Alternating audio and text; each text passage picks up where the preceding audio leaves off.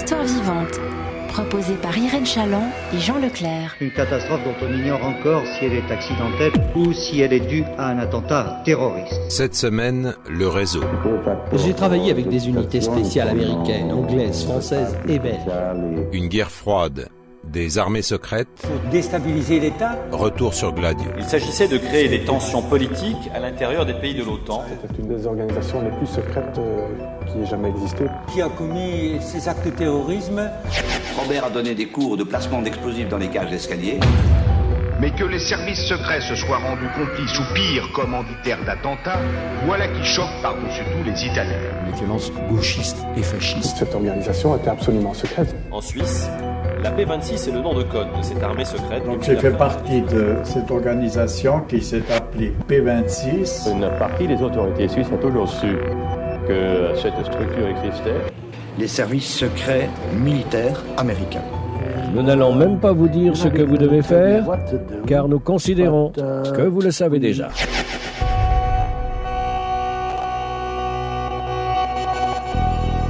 L'affaire Gladio est-elle une affaire totalement dépassée ?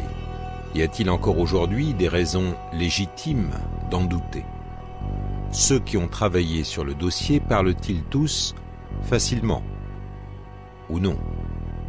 Que craignent certains ? Se sentent-ils menacés ? De quelle façon ? Quels événements historiques relire grâce à cette nouvelle grille ?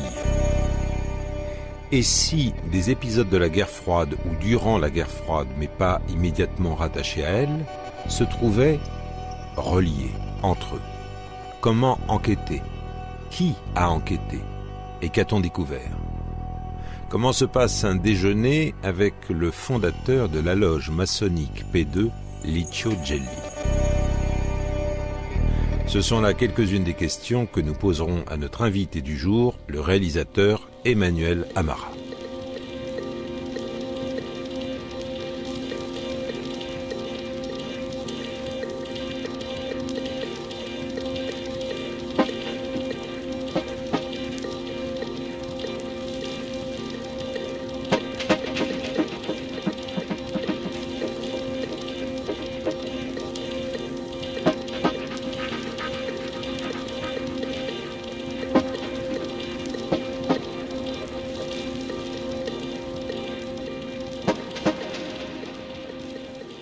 Emmanuel Amara, vous n'aviez apparemment pas refermé totalement un dossier comme celui d'Aldo Moro, sur lequel vous aviez fait une enquête en 2007, mettant à jour quelques éléments de l'ombre que nous ne connaissions pas, notamment une partie relativement active d'un agent américain. Et là, on a un peu l'impression avec ce nouveau documentaire dont nous allons parler aujourd'hui, que c'est en quelque sorte dans la résonance ou autour d'une affaire plus célèbre comme celle d'Aldo Moro. Là, nous allons dépasser, et nous aurons eu l'occasion de le faire tout au long de la semaine, largement les frontières de la péninsule italienne, l'affaire étant, sinon internationale, tout au moins largement européenne. Elle met en scène différents acteurs, à la fois une institution internationale, un courant d'idées, appelons-le comme ça, qui est cet anticommunisme qui alors bat son plein, et des collusions multiples entre des partis politiques traditionnels et des commandos extrémistes. Alors Emmanuel Amara, tout d'abord, ouvrez-nous votre livre personnel. À quel moment vous avez entendu parler du sujet que vous allez traiter ? À quelle occasion ? Et peut-être aussi, à quel moment vous êtes-vous dit, tiens, là, il y aurait quand même de la matière ? En fait, ce sujet sur les armées secrètes de l'OTAN, je le croise de façon verbale, un peu dans les livres et un peu dans les témoignages, au moment effectivement de l'enquête sur les circonstances de la mort d'Aldo Moro. C'est-à-dire que beaucoup d'Italiens, au moment où je me penche sur cette affaire, me disent oui, mais alors Aldo Moro, c'est passionnant. Vous avez trouvé le témoignage d'une personne qui serait ou qui est, en tout cas qui se dit directement impliquée dans cette mort, dans ce meurtre. Un agent américain, pour rafraîchir les mémoires. Un agent américain qui s'appelle Steve Pietzenik. Et on me dit à l'époque, oui, mais ça fait partie de quelque chose de beaucoup plus international, de beaucoup plus structuré qu'on ne le pense, et qui se déroule à l'échelle d'un continent, côté occidental, et qui a été mis en place par les États-Unis aidé par la Grande-Bretagne, avec le feu vert de pas mal d'États en Europe, juste après la Seconde Guerre mondiale. Aldo Moro n'étant, disons, qu'une des actions qu'auraient menées ces armées secrètes, au nom effectivement d'un anticommunisme, d'une guerre idéologique entre deux blocs, à l'époque donc le bloc de l'Ouest contre le bloc de l'Est. Emmanuel Amara, sont-ils plusieurs à vous susurrer ce précieux renseignement, ou c'est une personne en particulier ? Plusieurs, en fait. Plusieurs juges, plusieurs magistrats italiens de haut niveau, qu'il s'agisse de priorés, même journalistes aussi, qui se sont penchés sur cette affaire aux États-Unis, qui me disent c'est très bien, c'est très intéressant, c'est passionnant, vous soulevez un coin du voile, hein, mais pourquoi pas essayer de soulever tout le voile sur cette affaire. Donc tout le monde en parle en Italie, on parle de beaucoup de choses en Italie depuis des années, enfin il y a cette espèce de pieuvre tapis dans l'ombre qui orchestrerait un peu tout depuis les États-Unis, hein, et qui agirait comme ça via des réseaux extrémistes dans toute l'Europe, hein, via des agents secrets, via des gens peu recommandables en tout cas, et qui ferait en sorte que évidemment tout ce qui vient de la gauche, finalement, n'accède jamais au pouvoir. Hein. Et en Italie, évidemment, depuis les années de plomb, ça fait débat sans cesse, en fait. Hein. Et tous les gens qui ont travaillé là-dessus, donc les magistrats, trouvent des pistes ou tombent bizarrement sur des bouts de pistes, etc.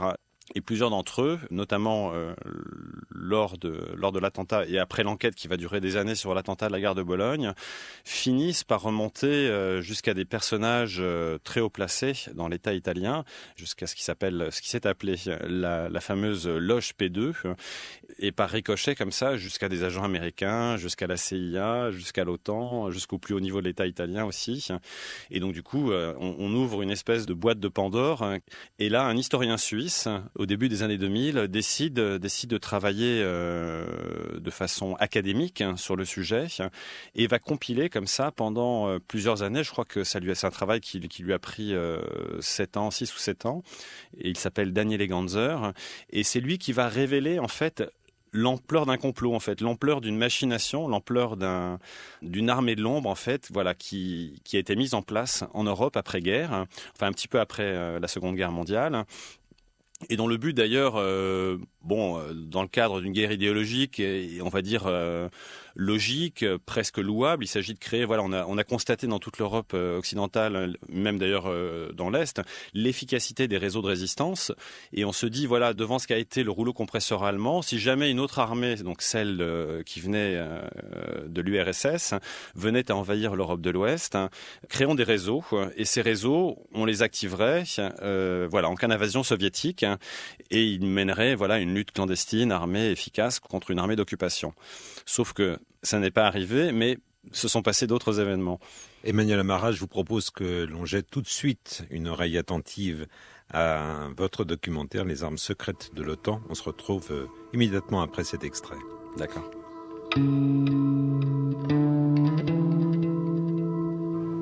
Pour bien comprendre l'histoire de cette armée secrète, nous nous sommes rendus à Berlin. Jusqu'en 1989, sa partie est était la capitale de la République démocratique d'Allemagne. Elle abritait notamment la Stasi, le ministère de la Sécurité. Depuis la réunification du pays, ses archives sont ouvertes aux chercheurs. Cas unique dans l'histoire de la guerre froide, on peut aussi rencontrer d'anciens agents, notamment ceux du contre-espionnage. Ils espionnaient l'OTAN et connaissaient l'existence du Stay Behind.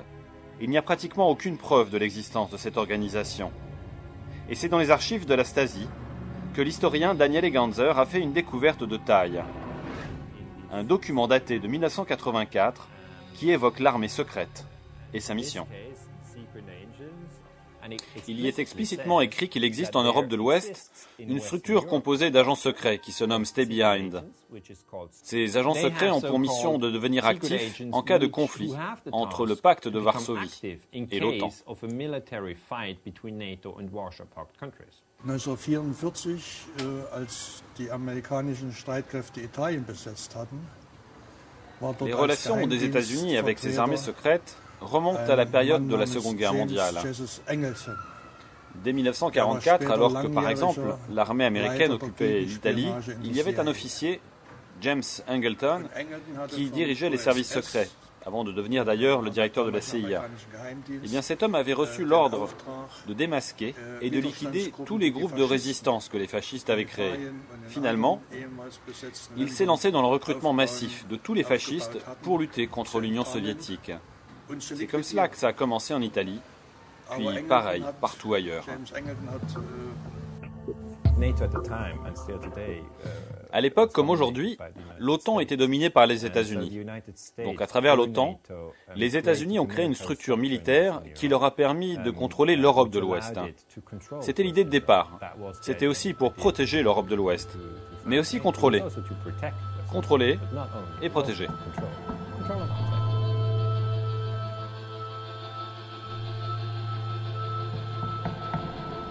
Emmanuel Amara, nous venons d'entendre un premier extrait des armes secrètes de l'OTAN, votre nouveau documentaire à découvrir dimanche soir dans Histoire vivante sur TSR2.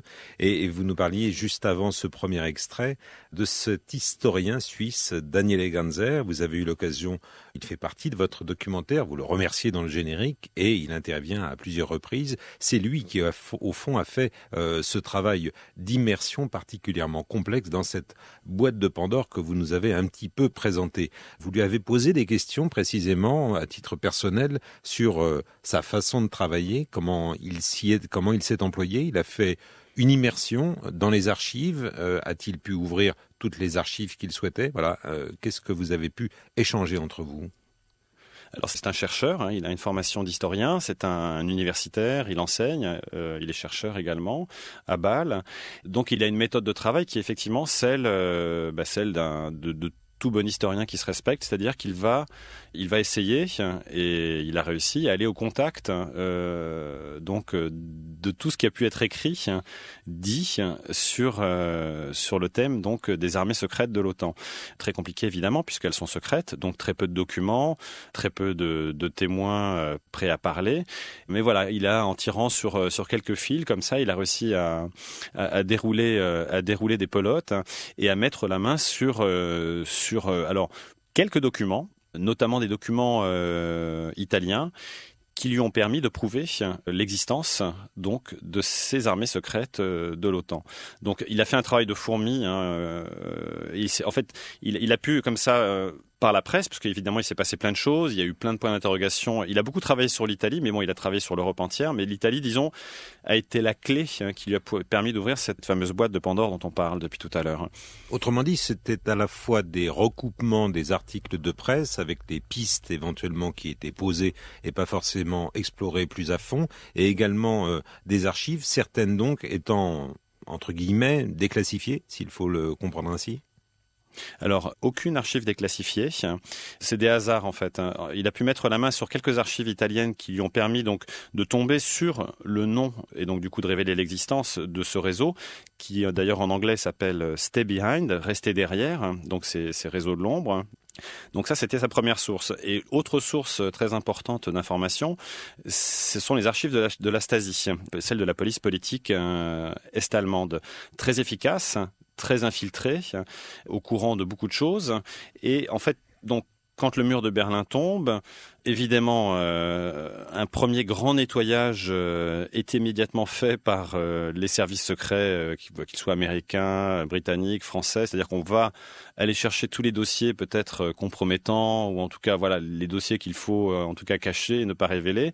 Mais il reste quand même beaucoup d'archives, et il va mettre la main sur des archives là-bas aussi, qui vont lui permettre aussi de révéler l'existence de ce réseau. Donc dans d'autres pays, donc Allemagne évidemment, voilà, enfin tout le reste de l'Europe finalement, il arrive comme ça peu à peu à retrouver donc des documents qui établissent l'existence de ce réseau. Emmanuel Amara, quand on a affaire à une histoire aussi vaste, quand bien même un historien a fait en quelque sorte un important pré-travail, il va bien falloir à un moment établir un conducteur, un récit pour envisager un documentaire. Alors, est-ce que c'est une chose qui se fait chez vous petit à petit? Vous décidez au fond, d'essayer de sélectionner, de présenter, ça sera le cas dans le documentaire à voir dimanche soir, pays par pays, quelques illustrations de ce qu'ont été ces armes secrètes de l'OTAN. Ce choix du traitement par pays, c'est pour au fond classifier un peu un dossier particulièrement touffu et peut-être parfois aussi fouillis. Oui, c'est un peu l'écueil de ce genre de travail, en tout cas de celui de la télévision, qui est de synthétiser une masse gigantesque d'informations, d'enquêtes. En fait, ce qui se passe, c'est que l'histoire, on va dire récente de l'Europe est jalonnée d'attentats, de meurtres inexpliqués.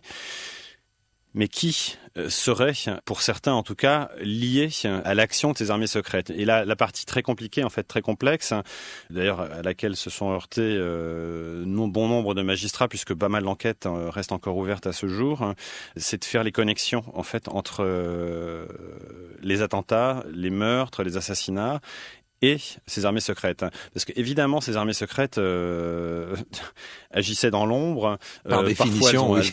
Mais ce qui est très étrange et ce qui est très problématique, c'est qu'elles, visiblement, elles ont outrepassé leur mission initiale. En tout cas, dans certains pays. Enfin, l'Italie, on va dire, est le cas le plus évident. Enfin, en tout cas, le plus travaillé, le plus abouti en termes d'enquête policière, en termes d'enquête judiciaire. Mais cela touche aussi, pardonnez-moi de vous couper, cela touche des secteurs auxquels on ne s'attend pas. Je voudrais qu'on s'attarde un petit instant sans trop dévoiler, évidemment.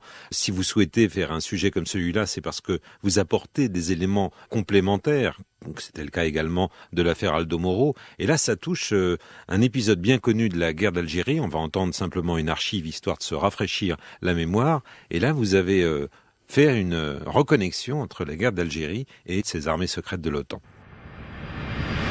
Veuillez écouter une déclaration de M. Michel Debré, Premier ministre. Dans le courant de la nuit, et obéissant aux ordres d'un ancien commandant en chef des forces d'Algérie, des unités de la Légion étrangère se sont emparées des édifices officiels à Alger et ont fait prisonnières les autorités civiles et militaires. Un ultimatum, peu après, était adressé aux généraux commandant les corps d'armée de Constantine et d'Oran.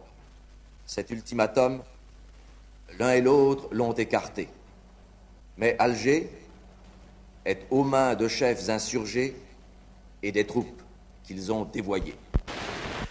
Voilà, Emmanuel Amara, alors ça c'était pour resituer un petit peu la période, guerre d'Algérie, et le carteron cher au général de Gaulle qui se fait remonter les bretelles dans le discours, qui tente le putsch, échoue, mais ce putsch aurait eu, sinon ses producteurs, tout au moins ses soutiens financiers, logistiques, alors qu'est-ce qu'on a pu savoir, qu'est-ce que vous avez pu savoir, vous en trouverez dans votre documentaire. Vous ne livrez pas toutes les clés, mais qu'est-ce que l'on sait ou qu'est-ce que l'on a deviné du lien, du soutien qu'avaient pu avoir les généraux Salan et consorts de parties lointaines, extérieures, outre-Atlantique. Alors donc des journalistes ont été beaucoup plus loin que je ne suis allé dans le documentaire, sur un éventuel soutien des armées secrètes au putsch, donc des généraux qui se déroulent en Algérie en avril 1961. Ce qu'un témoin direct de l'époque donc nous révèle, on va dire que c'est le chef officieux, ou en tout cas l'un des chefs officieux des services secrets français à cette époque, Constantin Melnik, qui nous révèle un début d'information. Après, il y a sans doute beaucoup d'autres choses qu'on ne connaît pas à ce jour, en tout cas qui ne sont pas encore sorties sur cette histoire, et sur différentes histoires d'ailleurs françaises, parce que, alors j'y reviendrai ensuite. On va commencer par le putsch d'Alger. Effectivement, l'une des unités de choc françaises, on va dire le service action des services secrets français, incarné notamment par ce qui s'appelle le 11e choc, qui est une unité de para, de super baroudeurs, super commandos, etc. Et effectivement, l'un des généraux informe le chef donc de cette unité, tout simplement qu'il va aller faire un putsch en Algérie au nom de la grandeur de la France coloniale, la grandeur de la France. Et là, en fait, où on va dire qu'il y a soutien, même si c'est un soutien indirect, puisque c'était les paras qui font le coup en Algérie, cet officier aurait dû répercuter évidemment immédiatement cette information à ses supérieurs. à Matignon, à l'Élysée à l'époque, puisque c'est quand même, on est en pleine guerre, c'est un enjeu quand même, il y a des morts, enfin voilà, on est en pleine guerre, et plutôt que de répercuter cette information, en fait, il la garde pour lui.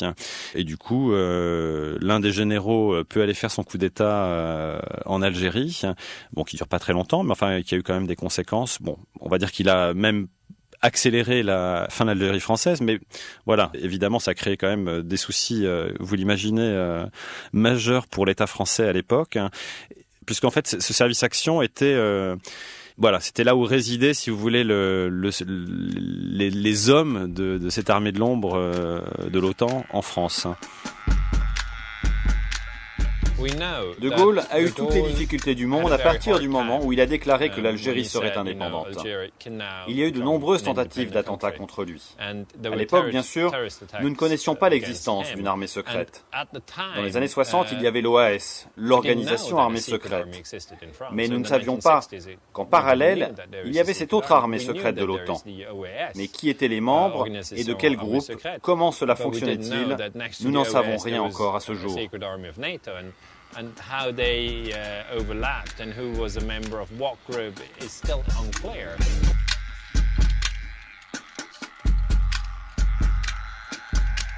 Il s'agit là en l'occurrence d'une partie de billard à 12 coups, on va dire, ou peut-être infiniment plus. À 12 bandes. À 12 bandes, voilà. C'est-à-dire, voilà, on va déstabiliser, puis à la 12e bande, on aura véritablement réussi son coup. Vous sentez quelque chose comme ça flotter quand vous faites les entretiens, même auprès de quelqu'un d'important, comme a été Constantin Melnik. Ce monde dans lequel l'espionnage a longtemps baigné, notamment durant la guerre froide, c'était de tenter de déstabiliser l'adversaire avec parfois des aventures qui relevaient plus des pieds nickelés qu'autre chose. Oui, alors, et d'ailleurs, en fait, j'avais pas terminé tout à l'heure par rapport à l'Algérie. Il y a énormément aussi d'assassinats extraterritoriaux, par exemple, menés par des hommes de cette armée de l'ombre qui travaillent pour les services français ou pour un service français et qui effectivement montent des coups, mais des coups sanglants. On se souvient notamment, au cours d'un des nombreux épisodes d'Histoire vivante, d'une succession d'attentats ayant visé les gens de la tricontinentale, ces leaders qui essayaient de trouver l'unité et qui, les uns derrière les autres, que ça soit Ben Bella jusqu'à Che Guevara, ont été copieusement éliminés de la scène internationale. Absolument, mais l'opération Condor, en Amérique latine est une autre émanation finalement, enfin en tout cas de ce que racontent les historiens, les spécialistes des services secrets aujourd'hui, et simplement le décalque, si vous voulez, de ce qui était mis en place en Europe, en Amérique latine, avec pour mission évidemment de dégommer, d'assassiner, de déstabiliser tous les opposants de gauche, toute velléité politique de gauche sur ce continent pendant les années 60-70. Mais j'en reviens à ma question, Emmanuel Amara, pardon d'y insister, mais voilà, il y a aussi cette dimension pied nickelé que j'ai évoquée précédemment. Alors quand vous êtes en face en tant que journaliste, enquêteur, documentariste, vous dites je prends les choses comme argent comptant, parce que dès qu'on est dans la thématique du complot, on sait très bien que c'est un peu un objet savonnette, quoi. Alors comment vous faites? Oui, absolument, oui. En fait, voilà, il faut s'entourer du travail sérieux, argumenté, prouvé, étudié à la loupe de chercheurs et de spécialistes, d'historiens avec lesquels il faut confronter la partie qui peut relever du fantasme, du complot, et finalement la partie réelle de ces histoires. Et c'est là, effectivement, où c'est très compliqué. Et finalement, d'ailleurs, même le travail de Daniel Eganzer va un petit peu plus loin que celui que j'ai pu construire sous la forme d'un film, parce que je pouvais pas le mettre en image, parce que ça me semblait difficile à raconter. Non pas que je mettais en doute son travail, très loin de là. C'est un travail très sérieux et très documenté. Il y a des limites que je n'ai pas voulu et pas pu dépasser, faute de matériel en fait pour étayer ce que j'allais pouvoir raconter sur différentes histoires qui concernent différents pays en Europe. On a beaucoup parlé de la Suisse, par exemple, aussi.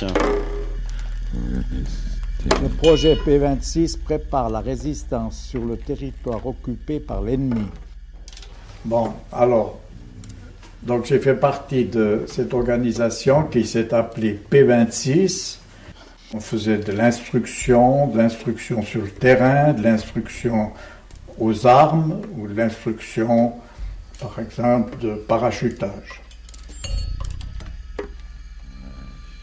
La Suisse, c'est un cas de figure complexe, c'est-à-dire qu'on a une structure qui s'appelle la P26, mais qui ressemble comme absolument 2 gouttes d'eau aux autres structures mises en place en Europe de l'Ouest. Puisqu'en fait, les États-Unis en fait étaient le fournisseur de fonds, le pays qui donnait les impulsions. La Grande-Bretagne, pareil, sauf qu'elle avait une partie beaucoup plus pratique qui était celle de l'entraînement en fait, celle de la mise en place concrète du réseau. Et on trouve, comme on le retrouve pour d'autres pays d'Europe de l'Ouest, en Suisse, un travail d'entraînement fait par les MI6, donc les services de renseignement britanniques, avec donc des hommes de ce qui s'appelle en Suisse la P26. Un fonctionnement hiérarchique et hiérarchisé pareil, des systèmes de communication identiques, etc. Sauf qu'on peut pas dire aujourd'hui, par exemple, que la P26 était sous commandement, par exemple, de l'OTAN ou de la CIA. Mais tout laisse à penser que c'est une structure qui a été mise en place dans le même but et pour les mêmes raisons que les structures qui ont été mises en place dans le reste de l'Europe. Donc voilà, très compliqué, on marche sur des œufs en fait en permanence. Parce que c'est une histoire secrète qui a été révélée au grand jour par un homme politique quand même de taille en Italie, puisqu'il s'agit de Giulio Andreotti en personne, plusieurs fois chef de gouvernement, ministre, enfin l'homme clé de la démocratie d'après-guerre en Italie, qui est toujours vivant d'ailleurs et qui a refusé de nous accorder une interview. Bon, il est très âgé, très malade, donc c'était un petit peu compliqué. Mais voilà, cette histoire est sortie à ce moment-là, en fait. Très bizarrement, un jour, il décide en 1990 de lâcher le morceau. Et à ce jour, on n'a toujours pas compris pourquoi. Sans doute pour des raisons politiques intérieures en Italie. Et finalement aussi parce que cette histoire allait sortir. Mais et tout ce qu'il y a derrière... Pardonnez-moi, mais ce morceau lâché, qui plus est, il ne le lâche pas n'importe où. Ce n'est pas au travers d'une interview, c'est en pleine tribune, dans le cadre le plus officiel qui soit. Absolument, devant tous les parlementaires et sénateurs réunis en Italie, devant le Congrès italien en fait. Donc oui, c'est très surprenant. Et d'ailleurs, ce qui a donné lieu à des scènes derrière assez cocasses, puisqu'évidemment, lui dit, il révèle l'existence de ce réseau en Italie, mais il révèle l'existence de ce réseau dans toute l'Europe. Et évidemment, la réponse à ça est très cocasse, puisqu'on dit, non, ça n'a jamais existé dans mon pays, non, ça n'a jamais existé dans mon pays.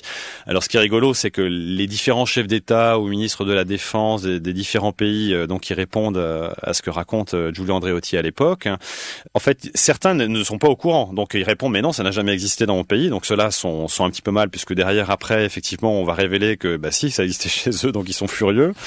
Et puis il y a ceux évidemment qui ne l'admettent pas du tout alors qu'ils sont au courant, comme François Mitterrand en France par exemple, puisque un homme d'ailleurs qui est très proche de lui et qui se suicide d'ailleurs quelques années plus tard dans ses bureaux à l'Élysée, François Grossouvre, a été sans doute l'un des chefs de cette armée de l'ombre en France.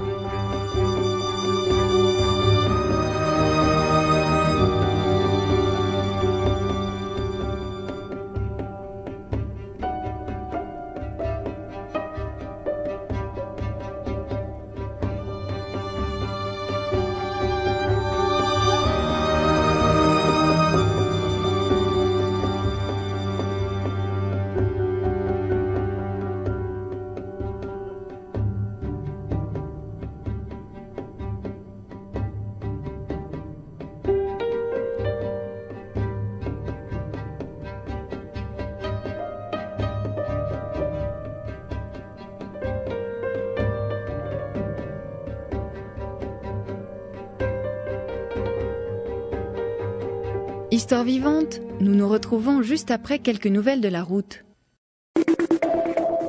Infotrafic RSR. En Suisse alémanique, sur l'autoroute Zurich-Berne, un bouchon est observé entre la jonction de Kirchberg et l'échangeur de Schönbuhl en direction de Berne suite à un accident.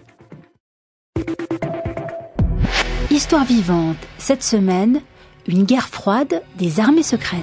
Le 24 octobre 1990, devant les élus de la nation italienne, Giulio Andreotti, l'ancien chef de gouvernement, révèle au monde entier l'existence d'une armée secrète européenne placée sous commandement de l'OTAN et des États-Unis.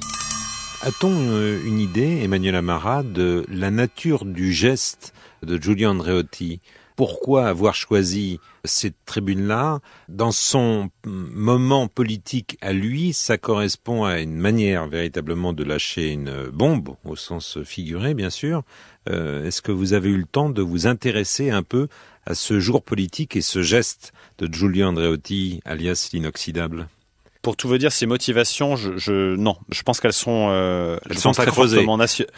Elles sont à creuser et je pense qu'elles sont très, très nationales en fait. Je crois qu'il y avait une compétition à l'époque pour le poste de président de la République. Il fallait qu'il révèle ce dossier ou l'existence de ce dossier pour pouvoir postuler au poste, parce que sinon c'était un dossier qu'on allait lui mettre qu'on allait mettre sur la table en disant mais non, cet homme est corrompu ou a participé à des actions ou a prêté le flanc aux alliés américains en leur ouvrant les portes de l'Italie, en leur laissant faire des choses qui sont interdites dans toute démocratie, voilà, ou autoriser en tout cas des actions absolument clandestines, non démocratique, sans l'aval d'un parlement. Donc voilà, je pense que ça pourrait être cette piste-là. Emmanuel Amara, je vous propose qu'on se retrouve dans un petit instant, le temps d'aller jeter une oreille à votre documentaire. Tenez, annoncez vous-même le titre, comme ça vous en serez le meilleur des vendeurs. Alors le titre du film est Le scandale des armées secrètes de l'OTAN. En Allemagne, une partie considérable des membres de l'armée secrète, environ 25%, étaient constitués des hommes de l'ancien service de renseignement de la SS, de l'Office central de la sécurité du Reich. Ainsi, le personnel, plus le réseau d'agents et d'indicateurs, était noyauté par les anciens SS. On s'est appuyé sur eux pour créer l'armée secrète allemande. À la fin des années 70, il y a une escalade de la guerre froide, avec une nouvelle course aux armements. L'URSS de Léonid Brejnev multiplie les démonstrations de force. Les soviétiques installent des missiles nucléaires à longue portée dans les pays de l'Est, menaçant directement les membres de l'Alliance Atlantique. À l'Ouest, les États-Unis et leurs alliés répliquent en installant les missiles Pershing. Les armées secrètes de l'OTAN auraient de nouveau été réveillées à ce moment-là. Emmanuel Amara, nous venons d'entendre un nouvel extrait de votre documentaire sur ces armées secrètes de l'OTAN. C'est à voir dimanche soir sur TSR2 dans Histoire vivante. Ces stay behind, ces agents intervenant pour ces armées secrètes, vont être recrutés à l'échelle européenne. Est-ce qu'on a un peu une idée de la sociologie de toutes ces recrues? Est-ce que ce sont essentiellement, pour mieux préciser ma question, des anticommunistes? Ou y a-t-il du coup des gens qui se retrouvent côte à côte alors que éventuellement politiquement, idéologiquement, tout pourrait les opposer? Est-ce que c'est un brassage multiple? On cherche avant tout des gros bras prêts à faire le coup de feu et on s'embarrasse pas de plus de détails que cela. Alors il y a, on va dire globalement deux générations. La première génération sont plutôt des gens. Bon, ça dépend des pays, mais globalement ça se ressemble. Ce sont des gens qui sont avant tout des patriotes. Les gens qui sont recrutés, des anciens de l'armée, d'anciens résistants. On recrute alors que la résistance a été quand même très à gauche, on recrute quand même plutôt des gens conservateurs, des gens plutôt à droite, on va dire. On évite les gens de gauche. On est encore une fois en pleine guerre froide, en plein début de guerre froide au début des années 50, et évidemment hors de question de recruter des communistes. Alors il y en a peut-être eu, il y a peut-être eu des exceptions. Et globalement plutôt des gens, des patriotes de droite. Il y a sans doute on va dire pour la partie action de ces armées de l'ombre, des gros bras, enfin on va dire d'anciens militaires et peut-être même des plus jeunes, mais sinon globalement c'est monsieur et madame tout le monde en fait. Il s'agissait d'installer un émetteur dans sa maison, dans le grenier, ça peut être des ingénieurs, des chauffeurs de taxi, enfin c'est vraiment monsieur et madame tout le monde. Et l'idée vraiment ce sont des clandestins en fait, des gens insoupçonnables dont on ne peut pas deviner l'appartenance à un quelconque réseau d'espionnage ou de résistants clandestins. Et qui se font payer pour leurs activités. Qui se font un petit peu payer, mais c'est pas on va dire on les défraye pour leur journée parce qu'ils s'exercent quand même pendant l'année. Il y a plusieurs exercices. On va dire qu'il y a 2-3 exercices par année. Donc ils s'absentent, non pas avec comme excuse un mot de l'OTAN ou de la CIA ou du ministère de la Défense du pays dans lequel ils habitent. Le docteur CIA, oui.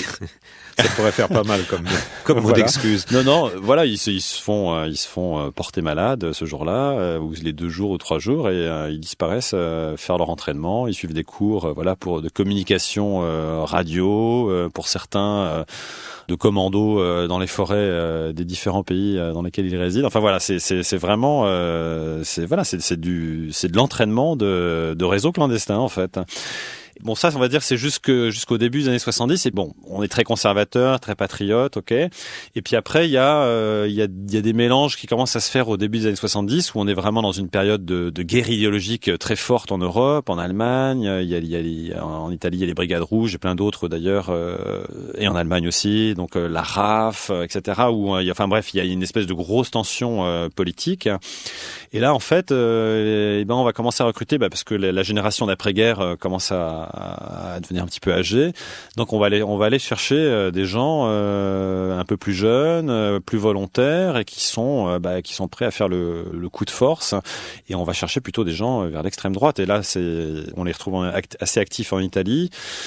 Il y a des liens visiblement en Allemagne aussi avec l'extrême droite allemande à cette époque, dont évidemment personne aujourd'hui ne se recommandera. Mais voilà, des liens assez forts avec l'extrême droite. Hein.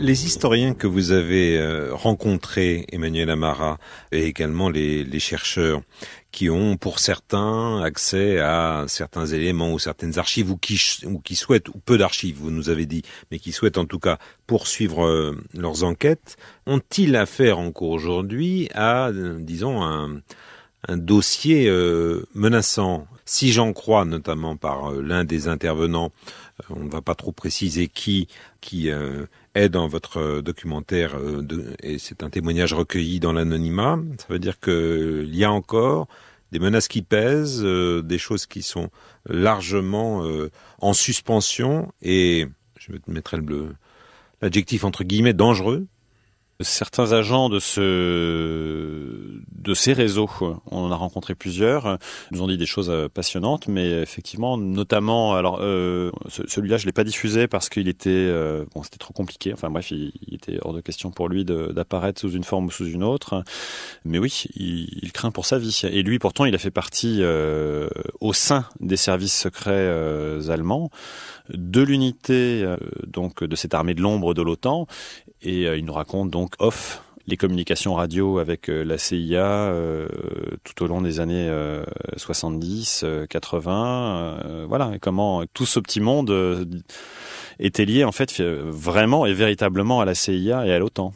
Racontez-nous par exemple, non pas ce qu'il a dit, mais voilà, comment vous arrivez à établir le contact, quelles difficultés vous rencontrez pour arriver à le convaincre, comment il vous dit quand même des informations, même si elles sont off. Voilà, vous pouvez un petit peu nous donner cet envers du décor-là? Oui, bien sûr. Lui, déjà, pour commencer, ne serait-ce que pour le joindre par téléphone ou par Internet, c'est 10 messages codés avant de pouvoir lui adresser la parole. Et surtout, finalement, on n'a jamais pu discuter par téléphone, on n'a quasiment jamais pu discuter même par Internet. Il a fallu aller en Allemagne, suivre son itinéraire, et à chaque fois, il nous faisait passer des messages par Internet, mais voilà, dans des temps très courts, on devait récupérer ce message pour aller au rendez-vous suivant, récupérer le message suivant, et puis finalement, on a réussi à se rencontrer dans un endroit complètement anonyme, au milieu de nulle part, au milieu de l'Allemagne. Et c'est là où il nous a raconté son histoire. Mais lui, c'était vraiment du off, c'est-à-dire qu'en fait, il nous a validé. On a enregistré quand même son témoignage, mais il nous a demandé vraiment expressément de ne pas le diffuser. Donc nous ne l'avons pas fait. Mais disons qu'on s'est couvert avec ça parce qu'il nous raconte effectivement, voilà, les liens. Alors lui, craignant pour sa vie, pour la vie de sa famille, etc. Mais voilà, il nous révèle, si vous voulez, donc oralement, sans document, les liens clairs, la façon dont ce réseau prenait ses ordres auprès de la CIA aux États-Unis, comment une partie des services secrets allemands étaient doigts sur la couture pour certaines choses, obéissaient aux Américains. Et voilà, donc c'est une ambiance, en tout cas pour certains. Je pense que pour les petites mains du réseau, c'est-à-dire ceux qui avaient un émetteur chez eux, ceux qui faisaient des exercices de temps en temps, si vous voulez, ils continuent à vivre dans l'anonymat. D'ailleurs, leur anonymat est garanti par leurs États respectifs et par les Américains jusqu'à la fin de leur vie et après.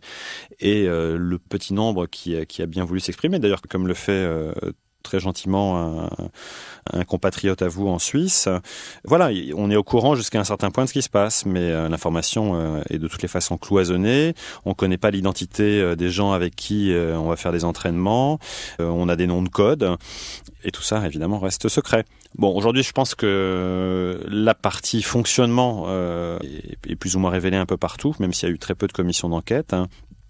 Évidemment, on ne parle pas des coups de main, des coups de force, des complots, des balles tirées dans toutes ces discussions.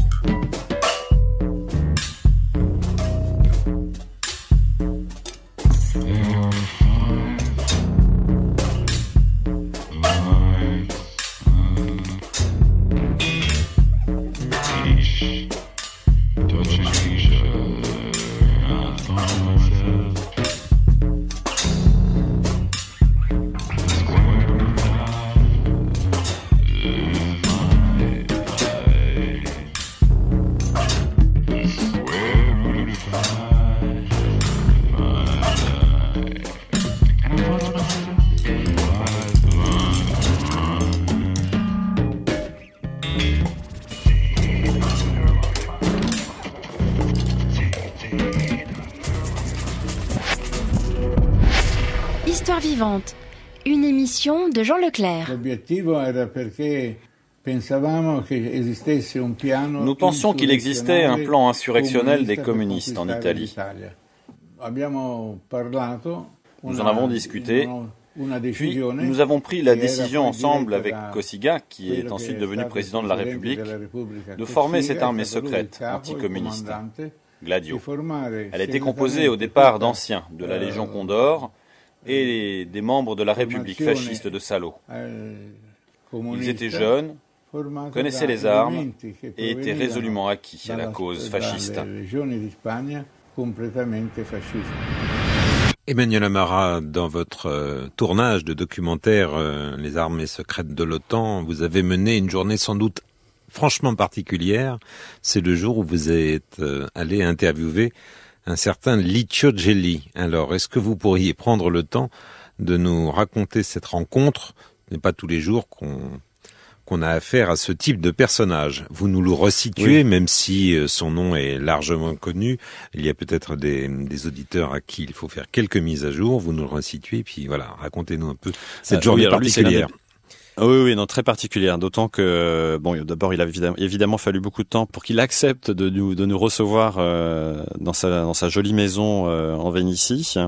D'ailleurs, c'est quelqu'un que vous devez connaître, puisqu'il faisait de la prison en Suisse. Il s'est échappé de façon assez rocambolesque. Je vais quand même dire, pas personnellement, comme ça va me dédouaner, parce que sinon vous allez me mettre vraiment dans une situation très inconfortable, Emmanuel Amara. Bon, en tout cas, il a commencé sa longue carrière dans la Légion Condor pendant la guerre d'Espagne, donc aux côtés des amis de Franco. Donc, il s'est battu pour Franco, donc pour cet homme qui allait devenir un dictateur en Espagne jusque dans les années 70. Et ensuite, il est devenu logiquement fasciste, nazi, combattant nazi.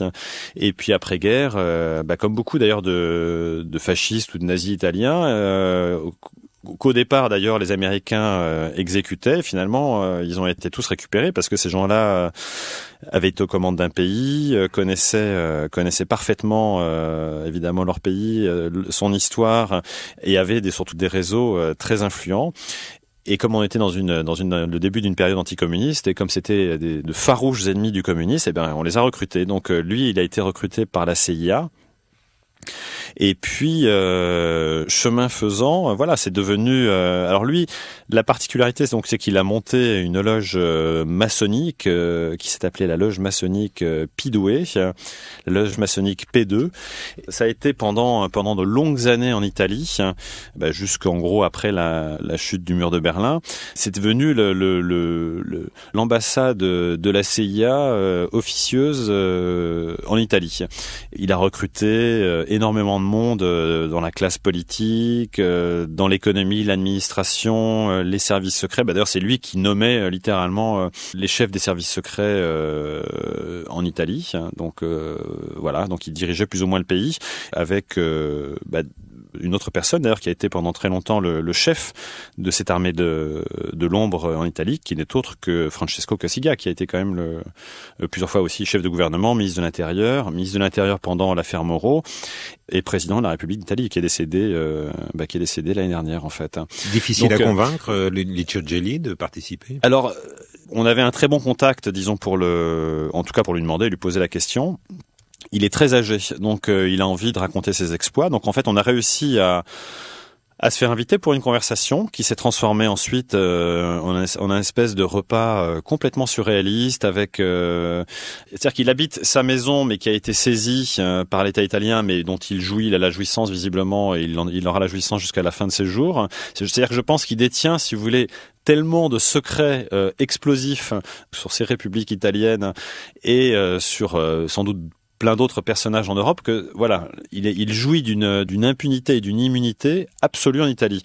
Et alors chez lui on est reçu, c'est un espèce de palais en fait. Il a des cuisiniers, il a un maître d'hôtel, et on est reçu, on est très bien reçu chez lui. Le déjeuner était très bon, très bizarre, surréaliste.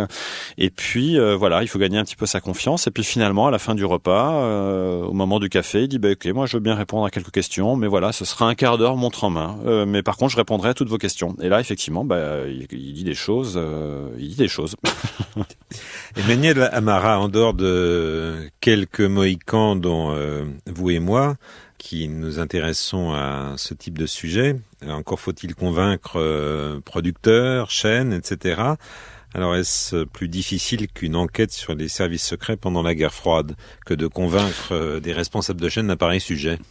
Non, et bizarrement, pas bizarrement d'ailleurs, je plutôt très intéressé en fait par cette histoire. Tout de suite, immédiatement, ils espéraient beaucoup plus peut-être de révélations, beaucoup plus de suspense, mais bon, je pense que c'est déjà, même si le film, on pourrait encore aller plus loin aujourd'hui, creuser plus de choses, etc. Le problème d'un film, c'est qu'à un moment donné, il faut le rendre, il faut le terminer, donc c'est ce qu'on a fait. Mais c'est vrai que on a envie d'en savoir plus tout le temps, puisque c'est une histoire dont on a juste entrouvert une porte, mais qui mérite sans doute d'aller encore plus loin aujourd'hui. Non, ça s'est fait après plein de discussions, non pas sur faut-il dire ça ou pas, ou non, c'était plutôt comment on va raconter cette histoire, les difficultés à la raconter justement aujourd'hui, non pas parce qu'il y a des pressions politiques, mais parce que c'est pas une histoire simple à raconter. Il il faut faire de la synthèse, il faut être clair et synthétique en fait. Donc c'était plutôt ça les discussions en fait pour faire aboutir le film. Merci d'être venu au micro d'Histoire Vivante, Emmanuel Amara. Je vous rappelle donc que nous avons rendez-vous avec votre documentaire intitulé Le scandale des armées secrètes de l'OTAN. Voilà, le scandale des armées secrètes de l'OTAN. Merci encore Emmanuel Amara et à très bientôt. Vous êtes déjà en train de travailler sur une nouvelle boîte de Pandore ou vous avez choisi un sujet plus léger? Petite boîte de Pandore, non, mais plus musicale en tout cas. Un sujet plus musical. Vous voulez en dire un mot ou vous voulez pas parler de votre projet? Pour l'instant, non, c'est pas encore. Bon, d'accord. Il est pas encore top secret. Ça y est. Il est pas encore tout. Ouais, il est pas top secret, mais il est pas tout à fait encore dans les tuyaux, comme on dit. Donc, je préfère, par superstition, ne pas en parler. Mais il est passionnant. Faites votre stay behind et on vous attend très bientôt à nouveau à notre micro. Merci encore. Merci à vous, Jean. Au revoir. So is he going to come pick you up? No, I didn't ask him to come and pick me up. Oh, because he's not home? Oh, well, I'm sure he will. He has something to do. Okay. What was I going to say? I should be home in half. Cet entretien a été mis en onde par Jean-Philippe Svallen. Rendez-vous sur TSR2 dimanche soir pour découvrir Les armées secrètes de l'OTAN, le nouveau documentaire d'Histoire Vivante, un film signé Emmanuel Amara. He did.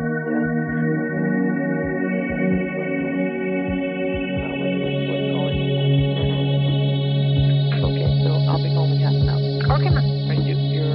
You're leaving when are you leaving? In an hour. In an hour, yeah.